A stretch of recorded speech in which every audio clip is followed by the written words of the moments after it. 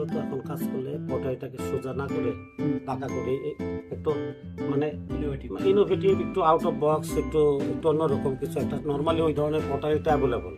আমি এখানে আর একটু ফ্রি হ্যান্ডে একটু কাজ টাজ করে একটু ড্রয়িং দিয়ে এটাকে সেলেবল করে ফেলবো আর কি, বা সংরক্ষণ।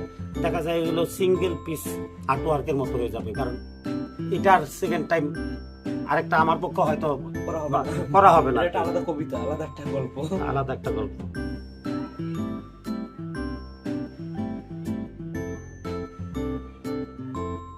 এটা একদমই নরম।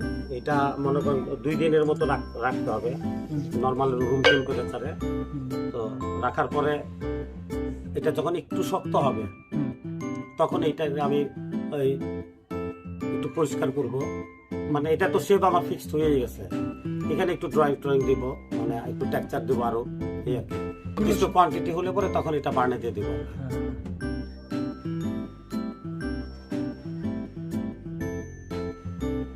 এরকমই এখন নর্মাল সাধারণত আপনি এগুলো একটু কার্ভ করেন, একটু কাট করে একটু অন্যরকম করার চেষ্টায় থাকি আর কি।